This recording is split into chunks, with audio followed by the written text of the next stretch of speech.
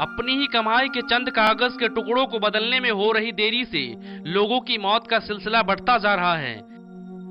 ये मरने वाले लोग किसी अकाल, बाढ़, सड़क हादसे या युद्ध में नहीं मरे हैं। ये तो परेशान हैं क्योंकि उनके ही कमाए हुए रुपए अब बेकार हो चुके हैं, जिस पर लिखा होता था मैं धारक को 500 रुपए अदा करने का वचन देता हूँ। पर इस वचन की डेडलाइन खत्म हो गई है।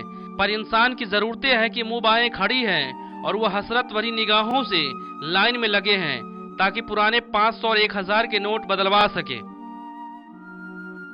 पीछे ये वाला बैंक है, इंडियन बैंक, तीसरा बैंक मेरा ये है।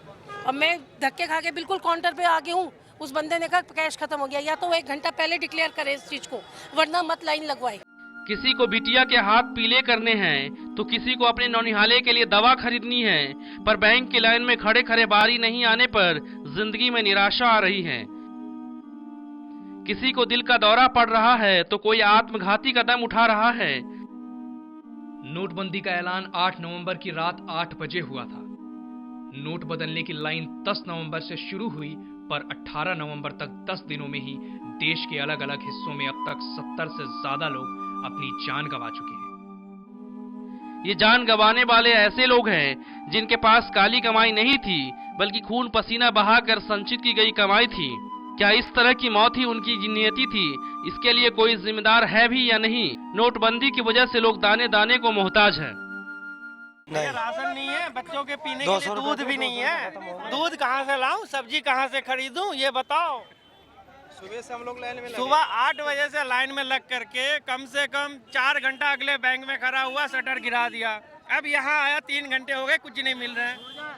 इतने परेशानी हो रहे। पुलिस वाले भी आते हैं तो अंदर चले जाते हैं, वो अपना लिस्ट लेके 10 जन का बना के लाते होंगे। उनको बाद उन लोगों को पैसा मिल जाता है, अंदर शटर गिर जाती है। उसके बाद हम लोग जैसो को तैसो बंद हो जाता है, फिर वो छोड़ के कहीं और जाते हैं देखने के लिए। वहाँ भी वही स्थिति बना हुआ है। नोटबंदी के बाद अब तक किसी काले धन वालों की पहचान तो नहीं हो पाई है, लेकिन आम लोग कितने परेशान हैं, निराश है, इसका अंदाजा लगा पाना मुश्किल है। हर किसी की जिंदगी की रफ्तार थम सी गई है, लेकिन सरकार फैसले वापस नहीं लेगी। इसका भी वित्त मंत्री अरुण जेटली ने देशवासियों को बता दिया।